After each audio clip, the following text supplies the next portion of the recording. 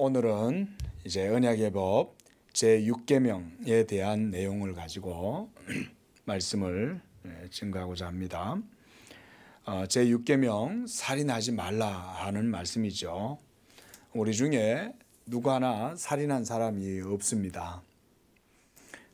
그리고 이 세상에 있는 많은 사람 중에 살인을 한 사람은 그렇게 많지가 않을 것입니다. 살인한 사람보다 살인하지 않은 사람들이 태반이나 훨씬 더 많고, 살인이라고 하는 것을 한다는 것은 우리가 일반적인 상식으로는 생각할 수가 없는 거죠. 일반적인 도덕적인 양심으로는. 그런데 왜 하나님께서는 굳이 이렇게 10계명 가운데 하나의 계명을 이렇게 살인하지 말라는 계명으로 이렇게 하나님께서 할당을 하셔가지고 우리에게 살인하지 말라 그러셨을까요? 우리가 앞에 계명들을 살펴보면서도 말씀을 드렸다시피 하나님의 하나의 계명을 우리는 결코 가볍게 여기서는 안 되는 겁니다. 하나님께서 말씀하셨을 때는 그것은 반드시 거기에는 우리가 감당하기 어려울 정도로 무거운 의미와 가치가 있다. 우리가 이렇게 생각하면 되겠죠. 하나님의 말씀이잖아요. 그렇죠? 자, 그래서 오늘 이렇게 제6계명의 말씀을 한번 상고를 해보려고 합니다. 먼저 하나님은 모든 생명의 하나님이시죠. 생명은 하나님께서 만물을 창조하실 때에 특별한 목적을 따라서 각 종자들, 각 모든 종마다 하나님께서 부여하신 것이죠. 그게 생명입니다. 그래서 생명 그 자체는 바로 그것을 부여하신 하나님의 존엄, 또 하나님의 영광을 드러내는 것이라고 할 정도로 그 가치는 매우 소중한 것입니다. 우리가 이 세상에 있는 그 어느 것 하나 우리 손으로 지은 것이 있습니까? 그렇게 따지면 사람의 생명뿐 아니라 동물들과 그저 말 못하는 그런 무생물들까지도 우리가 아무렇게나 사실은 다룰 수가 없는 거예요. 왜냐? 다 하나님이 창조하셨고 하나님께서 각 뜻을 가지고 모든 것에 생명을 부여하고 형상을 부여했기 때문에 하나님을 믿는 성도들은 모든 세계 만물을 그런 신학적인 관점으로 봐야 된다. 지난번에도 우리가 그렇게 말씀을 드렸습니다. 그 하물며 하나님의 형상을 닮은 인간은 오죽하겠습니까? 하나님의 형상이잖아요. 그러니까 이 생명의 가치는 우리가 쉽게 우리가 함부로 재단을 할 수가 없는 거예요. 그래서 성경은 이 계명에 대해서 인간이 하나님의 형상인 동시에 그래서 우리의 혈육이라는 이런 이중의 근거에 대해서 말씀해 주고 있는 거예요. 이 세상에 있는 모든 사람들 중에 우리가 혈육하는 사람이 있습니까? 다 한 조상에게서부터 다 나왔잖아요. 그래서 하나님의 형상을 침해하지 않으려면 이웃을 하나님의 형상으로 존귀한 존재로 그렇게 신성히 여겨야 된다. 이 칼빈은 그렇게 말했어요. 이 6계명은 그처럼 이웃을 하나님의 형상으로서 신성하게 여기라고 하시는 하나님의 목적이다. 그렇게 말씀했어요. 그래서 우리는요, 우리 이웃들의 신체, 뭐 신체뿐이겠어요? 신체와 함께 그가 누리고 있는 모든 법적인 권리, 영역까지도 다 포함되는 거예요, 여러분. 그 사람의 몸에 내가 상해만 입히지 않으면 되는 거 아니냐? 그 사람의 생명에만 내가 손을 대지 않으면 되는 거 아니냐? 이런 게 아니죠.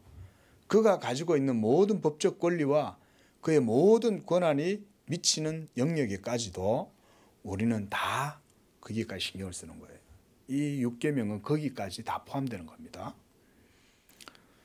그래서 이렇게 이웃의 신체를 내 몸과 같이 존중해야 되고 이렇게 이웃의 신체를 각별하게 여긴다면 영혼의 안전을 위해서는 얼마나 더 우리가 마음을 많이 써야 될까? 그렇지 않습니까?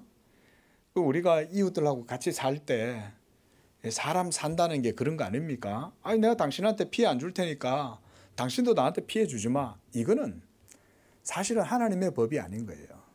하나님이 원하시는 뜻은 뭐냐면 그것을 넘어서서 적극적으로 그 사람의 모든 삶까지도 내가 도맡아 살 정도로까지 사랑하겠다는 의지가 육계명 속에는 우리에게 주어져 있는 거예요.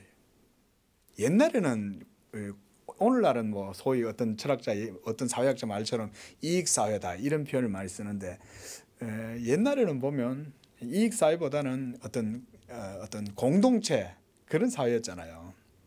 예? 그래서 뭐 이웃집에 숟가락까지 식기까지 그릇이 몇 개인지 밥 숟가락 몇 개인지까지 다 아는 게 옛날에 우리 인지상정 뭐 이런 거 아니었습니까? 옛날에는 참 그런 것이 참 좋았던 것 같아요. 근데 오늘날에는 이렇게 뭐 점점 사회가 이제 이렇게 자본주의에 의해서 자본주의의 목적을 따라서 이제 이루어져 가다 보니까 그런 거 이외에는 전부 다 쓸모없는 것이냐 이제 취급이 되고 그런 얘기는 저 시골에 가야 설날이나 추석 때 한 번씩 시골집에 가면 이제 그때서야 조금 느끼다가 돌아오죠. 예? 아이고 순자야 왔나? 예? 옥자야 왔나? 이러면서 이웃집에 아주머니가 참 자기 딸같이 반겨줄 때는 그 시골의 정겨움을 느끼다가 또 이제 연휴 끝나고 이제 다 돌아오면 다시 이 도시의 살벌한 삶을 또 살아가는 거 아닙니까? 얼마나 여러분 도시의 삶이 체계 그 시스템 자체가 하나님의 율법과 괴리가 되어 있냐 우리가 알 수가 있죠. 그 우리 양재교회가 이런 서울 속에 그렇죠? 서 있습니다. 바로 그런 교회가 되시기를 축원을 드립니다. 이렇게 하면 생명의 향기를 드러낼 거 아닙니까? 그렇죠? 우리 교회 오면 야, 양재교회가 뭐 고향에 온 것 같아 이러면서 거기 가면 내 이름도 편하게 불러주고 성도들끼리 그 성도 집에 숟가락이 몇 개 있는지 다 알고 여러분 이게 초대교회였어요. 초대교회 때는 뭡니까? 내 것을 내 것이라 하지 않잖아요. 다 전부 다 십시일반 해갖고 교회를 위해서 다 하고 이런 게 초대교회였거든요. 우리 교회도 이런 하나님의 계명의 뜻을 따라서 이렇게 교회가 은혜롭게 이루어진다면 하나님이 기뻐하는 교회가 될 것입니다. 자, 그래서 우리가 이렇게 살인하지 말라라고 하는 이 계명은 그저 내가 이웃을 살인만 하지 않는다면 나는 하나님의 계명을 지켰다. 우리가 이렇게 말할 수 없다는 것이죠. 이웃에 대해서 무관심하다면 우리는 일종의 살인을 저지르는 거예요. 예? 제가 요즘 너무나 많은 아이들이 제가 어제 인터넷에서 뉴스를 보다 깜짝 놀랐어요. 8개의 뉴스가 올라왔는데 그중에 4개가 어린아이들을 부모들이 살해한 거예요. 지금 이게 이런 세태인 거예요. 피리를 불어도 옆에서 곡을 해도 누구 하나 그런 걸 보고 슬퍼할 줄 모르는 세상을 지금 우리가 살아가고 있어요. 그런데 다 즐겁게 사세요? 그런 즐거움 자체가 살인적인 거예요. 율법은 거기까지 다 얘기하는 거예요. 이웃에 대해서 무관심하고 다른 사람의 죽음은 잘 됐네 이렇게 말하는 것 자체는요 살인하는 거예요. 예? 그 성경은 그래서 주님은 그런 것까지 다 얘기를 하신다. 자, 율법은요 이와 같이 하나님의 가치 기준에 따라서 모든 율법이 정해져 있습니다. 여러분 어떤 분들이 십계명을 오해하는 게 고대의 다른 나라들 뭐 함무라비 법을 근거로 해가지고 뭐 이렇게 세워졌다 이런 엉뚱한 소리들 하는데요. 여러분 율법은요 하나님의 가치 기준에 따라서 제정된 겁니다. 그 말은 뭡니까? 하나님이 하나님이시기 때문에 하나님으로서 그 법을 명령하셨다는 거예요. 그게 율법의 무게죠. 우리가 쉽게 율법을 그래서 함부로 판단하면 안 돼요. 그래서 율법을 보게 되면 바로 그것을 통해서 하나님이 어떤 분인가를 알게 되는 겁니다. 그래서 하나님의 어떠하심을 안다. 우리가 이렇게 표현합니다. 또 하나님이 어떤 분임과 함께 그분이 뜻하시는 바가 무엇인가를 또 율법이 우리에게 보여줍니다. 그래서 율법을 바르게 그리고 깊이 있게 우리가 이해하고 배워야 하는 이유가 거기 있어요. 여러분, 우리가 예수 그리스도를 믿는 믿음의 진실함, 믿음의 질이 어떠냐 하는 것에 대한 모든 이 시금석도 다 율법에 의해서 판단이 됩니다. 그래서 예수 그리스도께서 십자가에서 자기의 목숨을 하나님께 드리셨을 때에 그 예수 한 분의 목숨의 값은 죄로 말미암아서 죽게 된 우리 모든 영혼들의 사람들의 죄책을 짊어지고 거기서 값을 치르신 거예요. 그 값에 상응하는 모든 가치 기준이 율법이에요. 그러니까 예수님은 율법을 따라서 자기의 몸을 십자가에 들이신 거예요.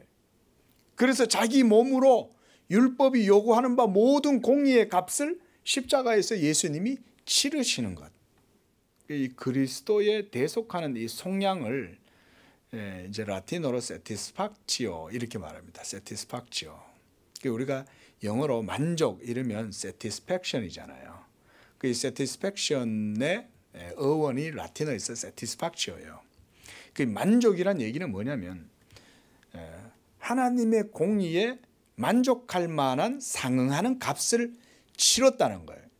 그리고 그 값을 치름으로 우리의 모든 죄가가 그리스도의 피값으로 말미암아서 다 보상이 치러졌다. 그래서 문병 교수님은 이걸 이제 그냥 속량이라든가 만족이라는 표현을 쓰기보다 우리말로 물음이다 이런 용어를 만들어내셨어요. 우리가 이제 물어준다 하잖아요. 그렇죠? 우리 건우가 막 야구공 가지고 장난치다가 남의 집 유리창을 깨트린 거예요. 때마침 주인이 또 집안에서 잠을 자고 있다가 깜짝 놀라고 기분이 나빠가지고 막 튀어나온 거예요. 어떤 놈이 남의 집 유리창에다가 공을 던져가 깨뜨리냐면서 막 그런 거예요. 그래서 내가 가가지고 제가 이제 가서 아유 죄송합니다. 예? 그 얼마 드리면 됩니까? 이러면 여러분 됩니까? 안 됩니까? 얼마예요 유리창? 이러면 됩니까? 안 되죠. 아유, 죄송합니다. 그래서 얘인데 이러면서 막 그 주인의 마음을 살살 달래잖아요. 그죠? 그렇게 해서 감정을 누그러뜨려야 되는 거예요. 그러니까 공이라고 하는 거는요. 유리창 5만 원짜리를 내가 돈을 주고 갚음으로 치러지는 것 정도가 아니라 하나님의 마음의 분노, 감정까지도 모두 다 누그러뜨릴 만큼 공의로워야 돼요. 이게 보상이에요. 이게 바로 물음이라고 하는 겁니다. 이게 바로 satisfactio란 말인 거예요. 예? 그러니까 예수님의 십자가의 죽으심은 우리의 죄값을 위한 돈만 지불하신 게 아니라 하나님의 진노, 하나님의 저주, 하나님의 그 우리를 원수처럼 여기시는 모든 진노조차도 예수 십자가로 다 가라앉히셨다. 하나님이 예수의 피를 보고 모든 진노를 다 누그러뜨리신 거예요. 할렐루야. 예. 그러므로 율법의 가치를 통해서 하나님께서 우리의 모든 삶을 측정하고 그래서 단위를 계수하시는 거예요. 그래서 여러분 구약에 우리가 이제 모세 오경을 우리가 율법서라 그러거든요. 토라. 그러면 거기를 보면요. 특히 이제 출애굽기에서부터 시작해서 레위기, 민수기, 신명기 이런 내용들을 보면 하나님이 모든 가치를 다 따집니다. 하나하나. 심지어 이것은 속된 것이고 이것은 정결한 것이고 이렇게 동물들이나 먹는 것까지도 다 이렇게 나누고 이런 내용들이 나오죠. 어떤 것은 뭐 암수, 뭐 발굽이 있는 것과 되새김질 하는 것과 되새김하지 못하는 것, 비늘이 있는 것과 막 이런 얘기들을 다 구별하잖아요. 왜 그렇게 하시는지 아세요? 그거는 바로 하나님의 가치 기준을 그렇게 해서 하나님이 계수하고 보여주는 거예요. 산정하시는 거예요. 그렇게 함으로써 하나님의 공의의 기준을 제시를 해서 백성들로 하여금 그것을 지킴으로 하나님의 공의를 배우도록 해주시는 거예요. 근데 예수님이 오셔가지고 십자가로 모든 구속사역을 다 이루신 다음에는 더 이상 그런 모든 제사 규례나 예법들이 어떻게 됐어요? 폐해졌죠. 그렇죠? 왜 폐하여졌을까요? 그런 뭐 암수, 속된 것, 정결한 것, 여러 가지 그런 구별된 예법이라든가 규례들은 모두 다 그리스도의 구속을 보여주는 것이기 때문에 그리스도께서 십자가로 하나님과 모든 원수되었던 것을 다 화목하게 하시고, 그래서 중간에 가로막혔던 담을 하나님이, 예수님이 다 십자가로 다 허물어 버렸기 때문에 더 이상 그런 정결 예법이 필요치가 않은 거예요. 미꾸라지는 안 좋고 장어는 안 좋고, 죄 많이 지으셨죠? 장어 좋아하시잖아요.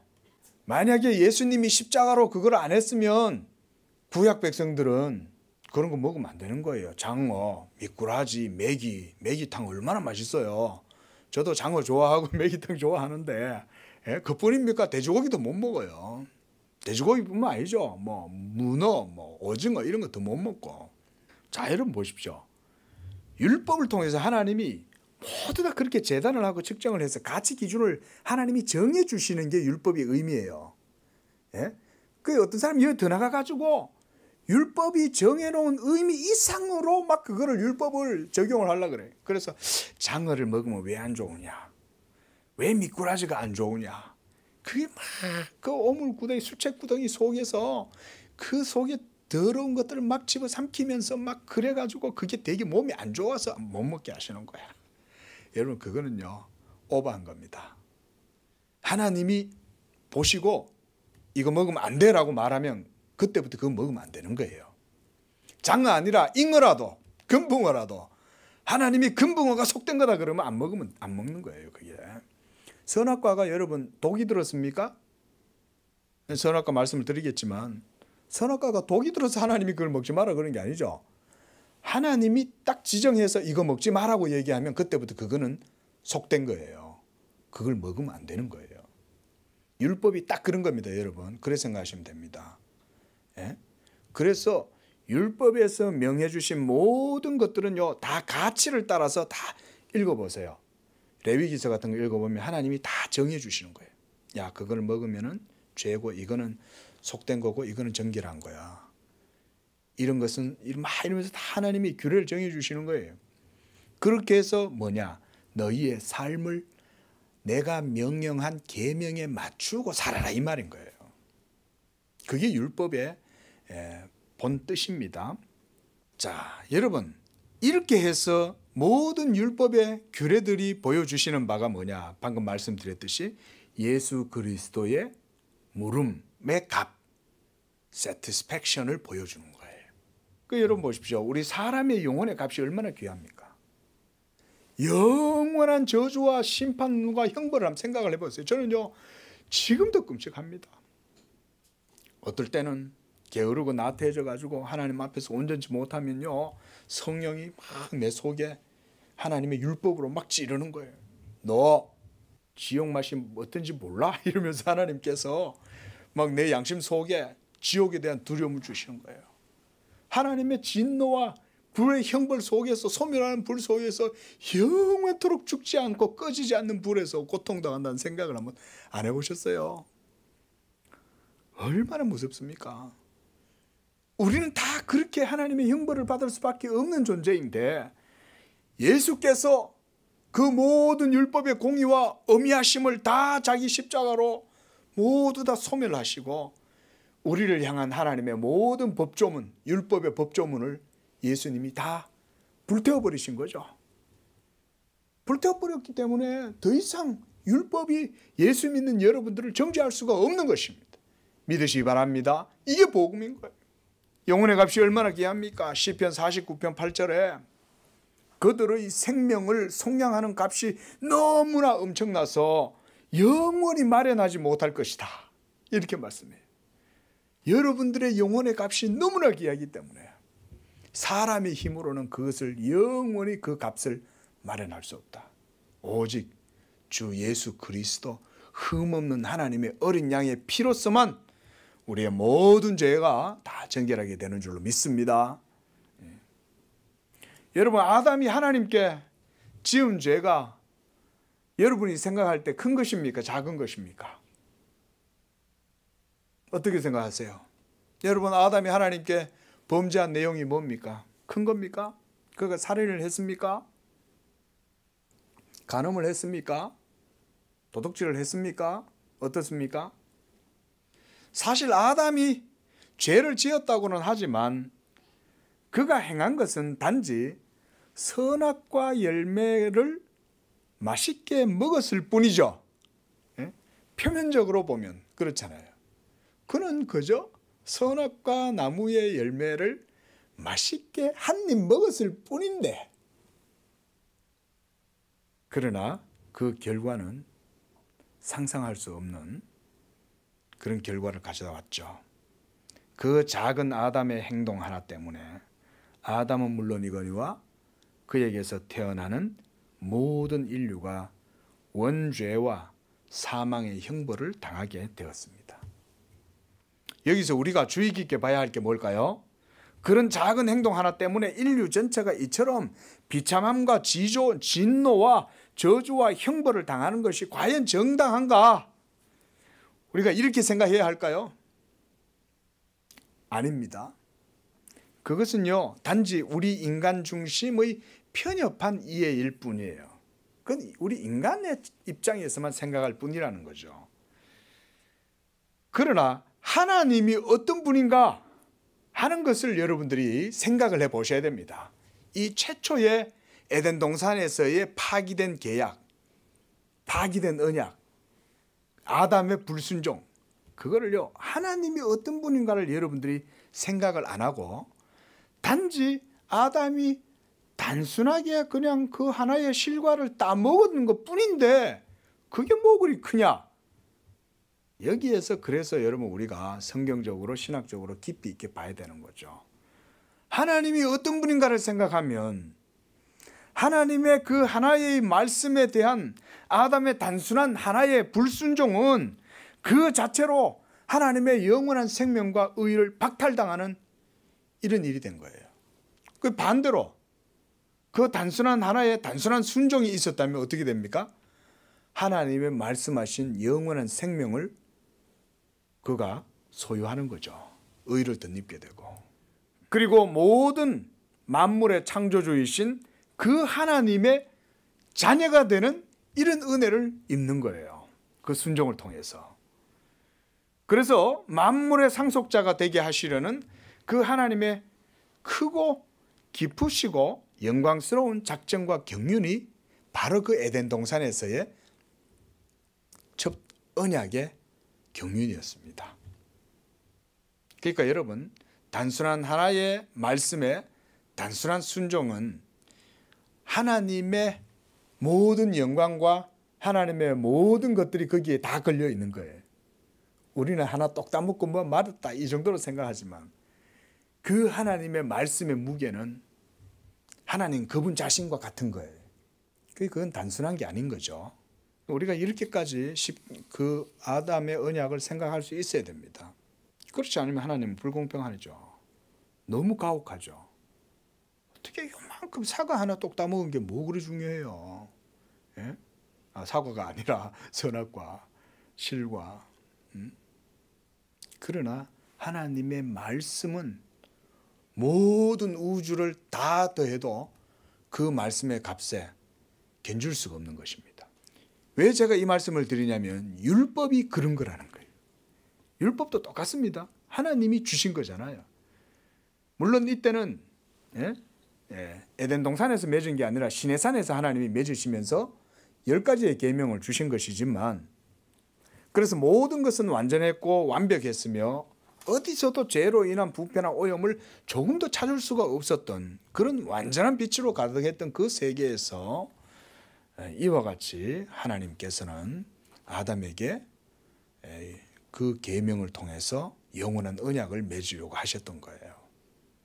그게 이제 깨진 거죠. 자, 여러분, 우리가 이렇게 하나님의 공의를 생각하고 이해를 하면 이것을 또한 우리의 삶에도 적용해 볼 수 있습니다.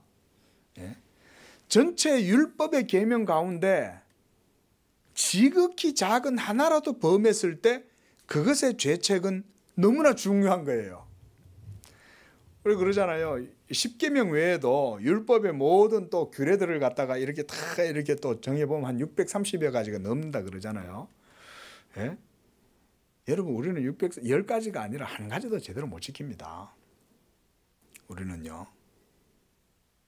그 왜 그러냐? 그 율법을 바르게 해석해 보면 그 이유를 알 수가 있어요. 그래서 성경은 갈라디아서 5장 3절에 사도 바울이 이렇게 말해요. 내가 할례를 받는 각 사람에게 다시 증언하노니 그는 율법 전체를 행할 의무를 가진 자다. 이렇게 말합니다. 그러니까 할례를 지켜서 하나님 앞에 의롭다함을 얻으려고 하느냐? 그럼 할례만 네가 지켜서 되겠어? 율법의 모든 규례 630여 가지 다 지켜야지. 그것도 다 지켰다고 해도 안 돼요. 그 마음의 본심까지도 그거를 충실하게 하나님이 원하는 만큼 행해야 되는 거예요. 예? 간음하지 말라 그래서 간음하지 않는다고 해서 간음 안 하는 게 아니죠. 우리의 마음속에 벌써 간음하고자 하는 마음의 욕망이 일어나면 그건 벌써 간음죄를 저지른 거잖아요. 근데 어떻게 630가지를 다 지킬 수 있어요? 630가지는 그냥 10가지 아니 한 가지도 우리 못 지킵니다. 그래서 오늘 우리가 읽었던 이 본문 다시 돌아가서 마태복음 5장 말씀 한번 보십시오. 21절에 주님이 뭐라고 말씀합니까? 옛사람에게 말한 바 살인하지 말라. 누구든지 살인하면 심판을 받게 되리라 하였다는 것을 너희가 들었지만 나는 너희에게 이르노니 형제에게 노하는 자마다 심판을 받게 되고 형제를 대하여 라가라 하는 이런 말을 하는 사람도 공회에 잡혀가게 되고 미라는 놈이라 하는 자는 지옥불에 들어가게 될 것이다. 예수님이요 율법을 이렇게 해석을 해주시는 거예요. 이거 여러분 예수님의 율법 해석입니다. 유대인들은 율법을 어디까지만 해석합니까? 나 살인 안 하면 됐지. 예? 우리가 선한 사마리아인 비유를 알잖아요. 예? 제사장도 바리새인도 예? 다 이제 그 강도 만난 사람을 보고는 다 그냥 도망간 거예요. 자, 그 사람들은 살인 안 했습니다. 라고 하겠지만 하나님은 그들을 도와주지 않은 그리고 그냥 지나간 그들도 이 살인죄와 무관하지 않다고 주님이 말씀하시는 거예요. 그뿐만 아니라 우리 마음속에 누군가를 미워하는 마음이 있다면 그 미워하는 마음을 가지고 있는 것 자체도 살인이라고 주님이 말씀하시는 거예요. 자, 여러분 이 정도로 율법이 해석해서 우리가 적용하면 자, 우리가 하나님 앞에서 한 계명이라도 지킨다고 자신 있게 말할 수 있는 사람 누가 있을까요? 아무도 없죠. 안식일을 완벽하게 지키는 사람 누가 있어요? 안식일 계명을. 우리가 예수님을 믿는다고 하고 예수 믿음 안에서 안식일의 의미가 승화가 돼서 주일날 그리스도 안에서의 안식을 누린다고 말을 해도 여러분이 믿음으로 안식일 계명을 100% 지켜서 여러분 그래서 우리가 지킨다고 말할 수 없는 겁니다. 우리의 불완전한 믿음은 우리가 생각해야죠. 예? 우리의 믿음이 온전치 않아서 주일을 그리스도 안에서 온전히 보내지 못한다면 율법의 공의로 하자면 우리는 안식일을 제대로 못 지키는 거잖아요. 또한 너는 네 하나님 여호와의 다른 신을 섬기지 말라. 우리 마음속에 얼마나 많은 욕망들이 있습니까? 하나님 이외에 또 사랑하는 것들이 많이 있잖아요. 예? 그런 것들은 다 우상 숭배예요, 결국은요. 하나님의 계명을 하나도 우리는 제대로 못 지킵니다. 자, 그래서 율법의 공의가 요구하는 바는 반드시 뭐냐? 그것의 부족분이나 훼손된 부분만큼의 가치를 채워야 하기 때문에 그래서 우리가 여러분 이 소위 로마에서 이런 동해보복법 이런 게 있습니다. 동해보복법 이게 뭡니까? 함무라비 법정 같은 데 보면 이에는 이, 눈에는 눈 이런 게 있잖아요. 이게 로마 시대 때도 이제 이런 법이 있었습니다. 이 뭐 렉스 탈리오니스타 뭐 이런 말이 있습니다. 그래서 이게 뭐냐면 내가 받은 만큼 상대방에게 되갚아 준다는 그런 처벌법이죠. 그 배상의 원칙에 따라 가지고 상대방이 나에게 가한 만큼 나도 그에게 되돌려 준다, 이런 취지잖아요. 그런데요, 여러분, 율법에서는 이 동해보복법이 유사해 보여요. 우리 레위기서 24장 19절 한번 찾아보시기 바랍니다. 17절 시작. 사람을 쳐 죽인 자는 반드시 죽일 것이요 짐승을 쳐 죽인 자는 짐승으로 짐승을 갚을 것이며 사람이 만일 그의 이웃에게 상해를 입혔으면 그가 행한 대로 그에게 행할 것이니 상처에는 상처로 눈에는 눈으로 이에는 이로 갚을지라. 남에게 상해를 입힌 그대로 그에게 그렇게 할 것이며 짐승을 죽인 자는 그것을 물어줄 것이요 사람을 죽인 자는 죽일지니 그랬습니다. 그리고 22절에는 그 법을 거류민이나 본토인 모두에게 동일하게 적용해라. 그게 바로 하나님의 법이다는 거예요. 그런데 이걸 얼핏 보면 외형적으로는 동해보복법하고 비슷하죠. 내가 받은 만큼 되갚아 준다, 이런 거니까요. 이 복수법이라고도 하는데, 그런데요, 성경에서 말하는 것은 엄밀하게 말하면 공의를 표현하는 거지 원수를 갚아라는 말은 아니에요.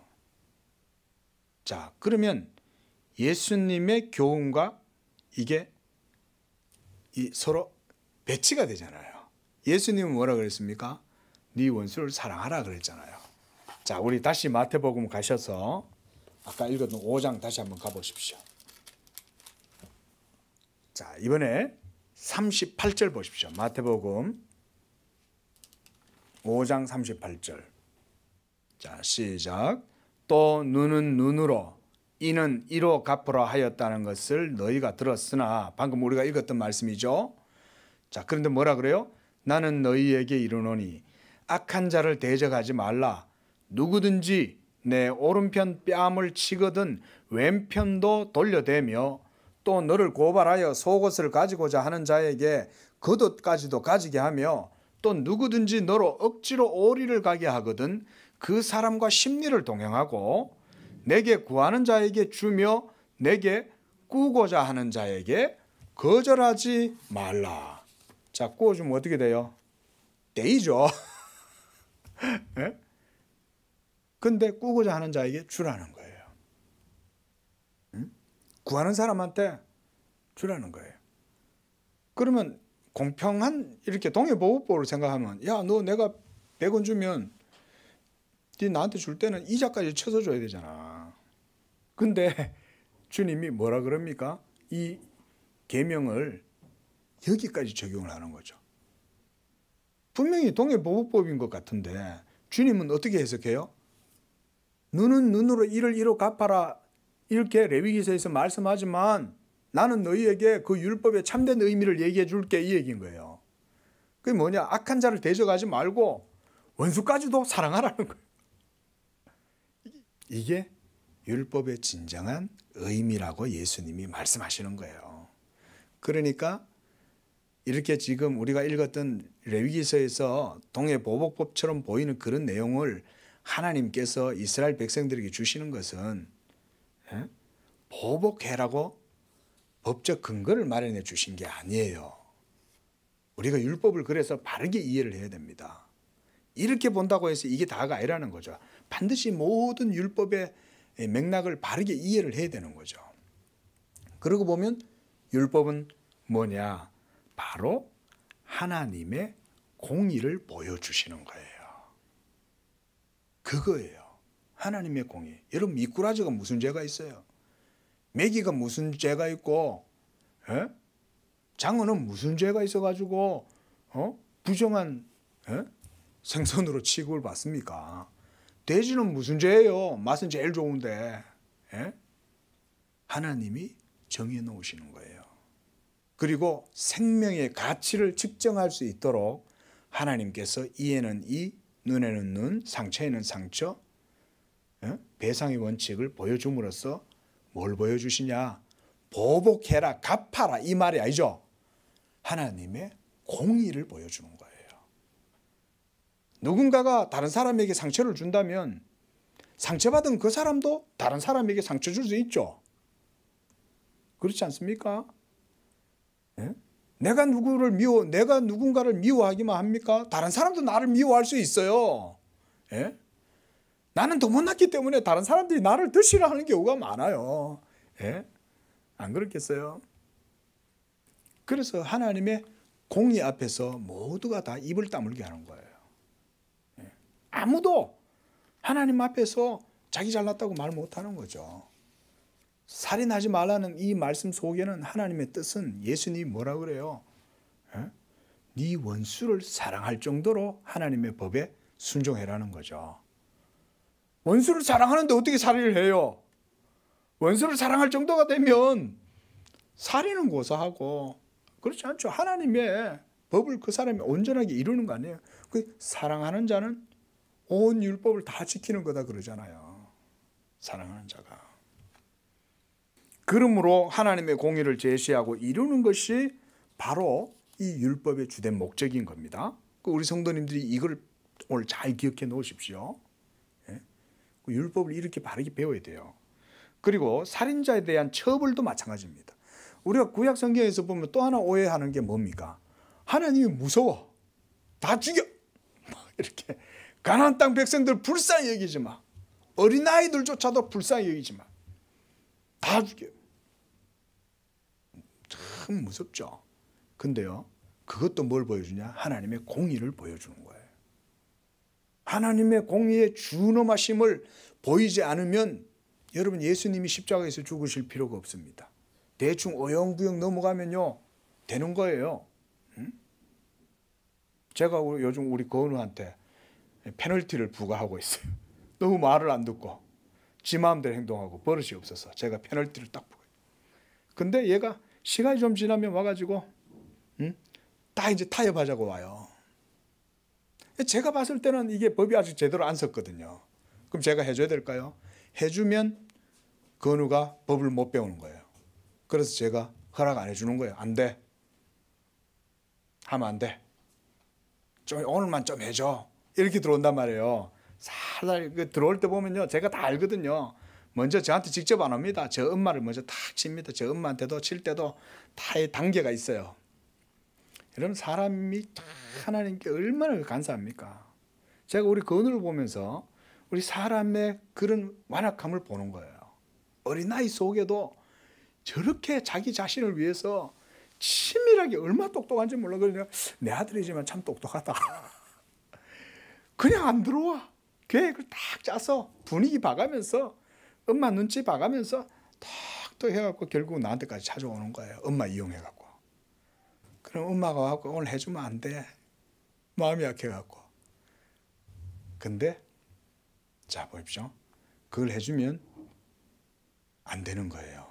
교육의 목적이 안 서잖아요.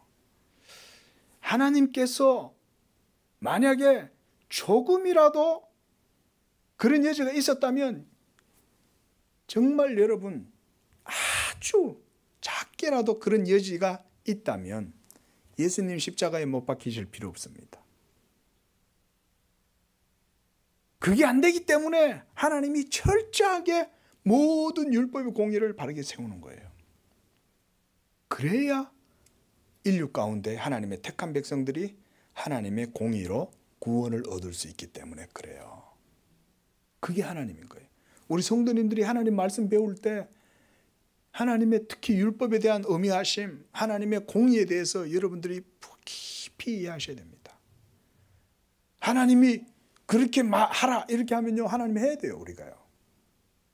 이스라엘 가나안 땅에 들어가서 그 땅에 있는 백성들 불쌍히 여기지 마라 그러면 불쌍히 여기지 않는 것이 하나님의 법인 거예요. 그게 하나님이 요구인 거예요. 근데 우리는 거기다 자꾸 갖다 붙이잖아요. 하나님이 그러실 수 있나? 벌써 이런 것 자체가 우리가 하나님의 말씀을 거역하는 거죠. 예?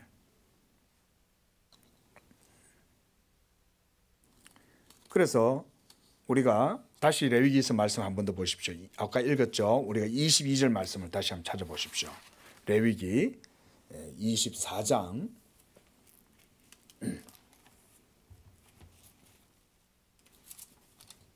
자, 이번에는 23절 말씀.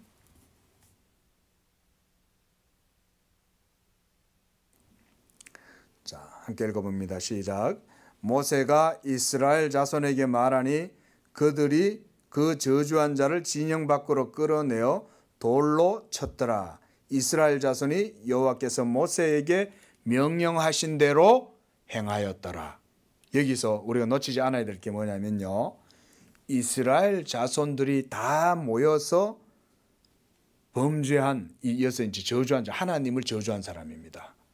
그 이제 죽일 죄죠, 이거는. 그런데 이스라엘 사람들이 다 모여서 증인이 되어 가지고 이 사람을 진영 밖으로 데려 나가서 거기서 돌로 쳐서 그 사람을 형벌을 줍니다. 그리고 이것은 여호와 하나님이 명령하신 거예요. 여러분, 하나님이 살인하지 말라고 그러시는데 하나님이 사람 죽게 하신 거잖아요. 어떻게 보시겠어요? 예?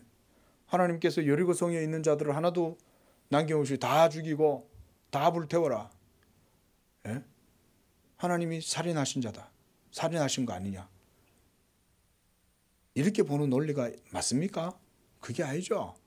하나님께서 말씀하신 거잖아요. 그러니까 이렇게 여러분, 오늘 이 동해보복법이라는 거를 율법에서 이렇게 명할 때 우리한테 보복하라고 하시는 게 아니에요. 공의를 세우라는 거예요. 공의를. 이게 중요하다는 거예요. 만약에 공의가 서지 않으면 우리의 구원도 안 돼요. 예수님도 죽으실 필요가 없고 그 복음의 도, 십자가의 구원을 하나님이 세우시기 위해서 이와 같이 율법의 의미함을 보여주시고 그걸 통해서 이스라엘 백성들로 하여금 그 범죄한 자를 공동으로 죽이게 하시는 거예요. 그건 살인 아닙니까? 우리가 요즘 세간에도 이슈가 되잖아요. 예? 예, 우리가 처형, 예? 법을 갖다가, 예? 이거를 사형제도를, 예? 없애자. 그냥 존재하자. 막 이렇게, 예? 막 갈려져 가지고 막 하는데, 여러분, 우리 기독교는요, 성경은 사형제도를 반대하지 않습니다. 왜 그럴까요? 일단 하나님께서 공의가 사회 가운데 세워지기를 원하시는 거예요. 그래서 누구든지 그 살인죄를 저지를 정도로 흉악한 죄를 저지른다면 공의롭게 법을 세워야 되는 게 맞는 거예요. 그게. 물론 사형제도가 때때로 무고한 희생자가 나올 수도 있어요. 하지만 그것 때문에 그런 것들을 폐지할 수는 없습니다. 왜냐하면 그렇게 일어난 일들보다 실제로 사형제가 폐지됨으로 인해서 생겨나게 되는 여러 가지 문제가 훨씬 더 많기 때문에. 자, 어쨌든요.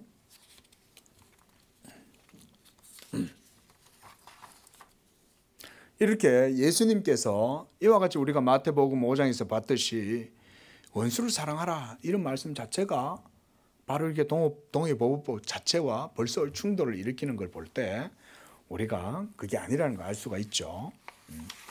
그래서 이 제6계명의 목적 자체는 그래서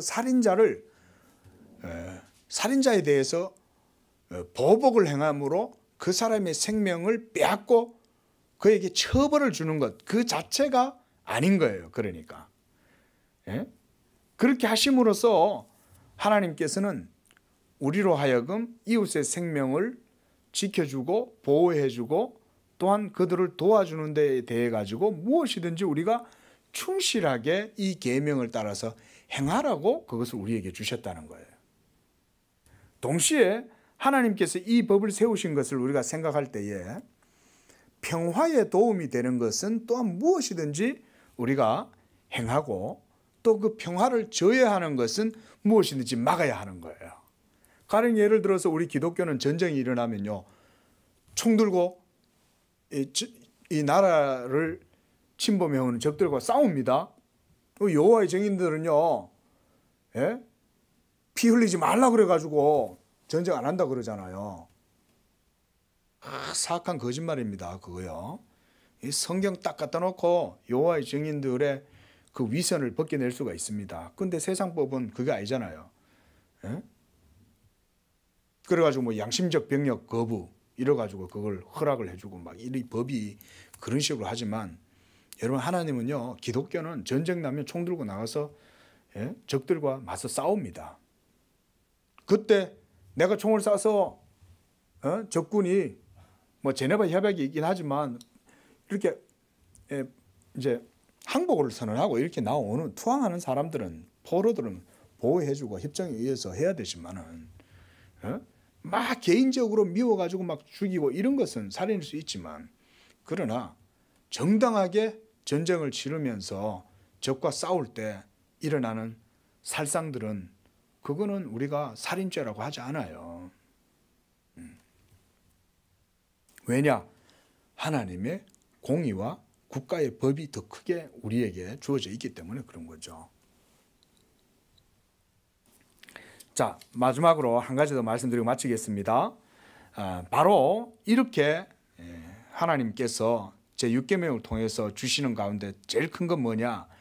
여러분들 마음 속에 있는 죄의 욕망뿐 아니라 미워하는 마음까지도 하나님의 공의 앞에서 우리가 다 드러나는 거예요. 이게 가장 크게 드러난 게 언제냐면 예수님이 사역하실 때 유대인들이 예수님을 미워한 것, 그거예요. 아무 죄도 없는 예수님, 가장 착하고 선한 일을 많이 행하시고 하나님의 영광을 드러내고 가장 복된 일을 많이 하신 그분인데 유대인들은 그 예수님을 죽이죠. 그때 예수님께서 그 유대인들을 향하여 뭐라고 그럽니까? 너희는 너희 아비 마귀에게서 나서 너희 아비 마귀가 하는 짓과 똑같이 너희도 살인한다. 이것이 살인하지 말라고 하신 그 계명 앞에서 서 있는 우리 인간의 연약함인 거예요. 우리 속에는 다 이와 같은, 여러분, 이 죄가 가득합니다. 그 6계명은 바로 그 모든 것을 우리에게 다 말해주고 있는 것이죠. 그래서 요한일서 5장 3장 15절에도 이런 말씀이 있어요. 그 형제를 미워하는 자마다 살인하는 자다 그럽니다. 우리가 남을 미워할 때 벌써 살인하는 거예요. 그래서 마음에 품은 이런 증오심만으로도 우리가 하나님 앞에서 정죄를 받기에 충분하다, 이걸 알 수가 있습니다. 그래서 이제 말씀을 마치면서요, 레위기서 19장 17절에서 주님은 말씀합니다. 너는 네 형제를 마음으로 미워하지 말라 그랬습니다. 이렇게 우리 주님께서 오늘도 노하는 자마다 심판을 받게 되고 라가라 하고 미련한 놈이라 하는 이런 모든 자들도 다 율법의 공의 앞에서 다 잡히게 된다는 거죠. 그러나 예수 그리스도를 믿는 성도들은 이제는 그 모든 것에서 자유함으로 성령을 쫓아서 이제 하나님의 이 모든 계명을 행할 수 있는 그런 은혜와 능력을 가지게 되었습니다.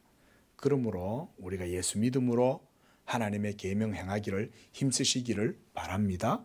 우리는 할 수 있습니다. 예수 믿음으로, 성령의 능력으로, 그걸 위해서 기도하는 이 저녁이 되시기를 바랍니다.